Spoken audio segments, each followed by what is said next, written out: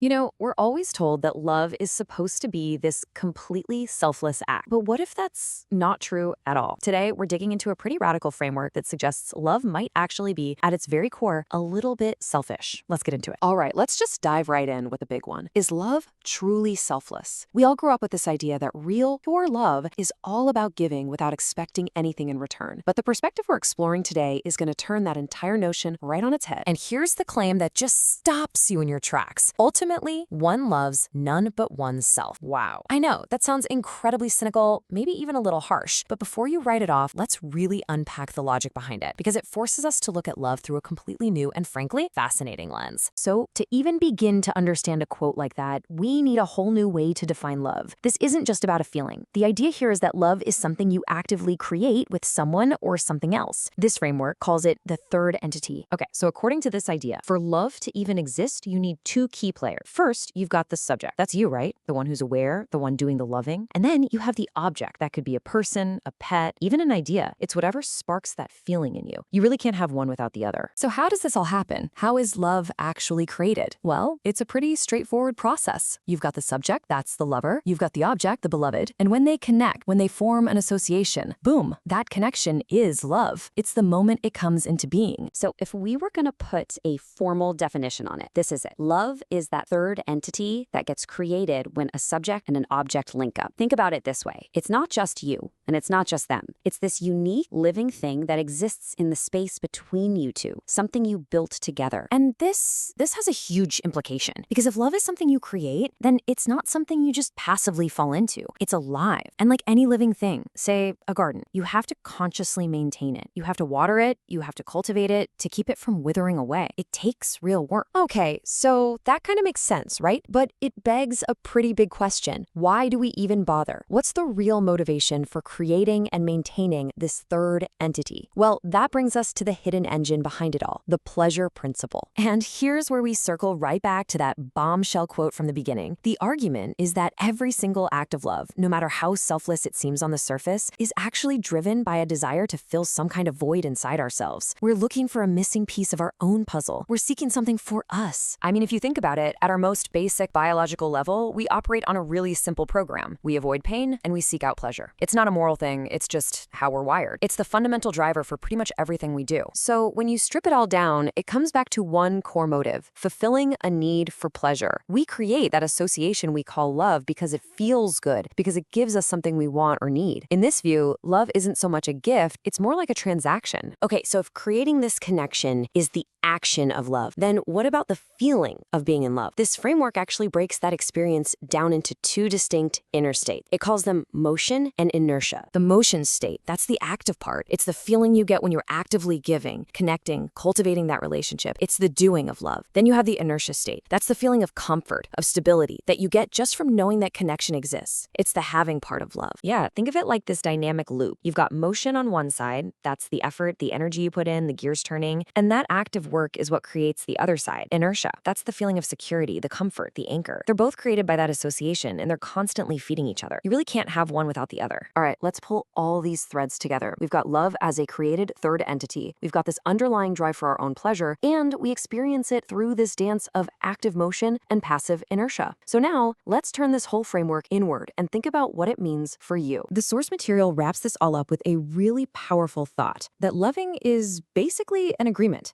And this is the key part. It's not a contract you sign with somebody else. It's an unspoken agreement you make with yourself to seek out and maintain the connections that bring you fulfillment. And that really leaves us with one last pretty challenging question to think about. If we accept this framework, even just for a minute, if love really is an association created to fulfill a need, then what need does your love fulfill? What are you really, truly seeking in your most important relationships? It's a tough one, for sure, but answering it honestly might just change how you see love forever.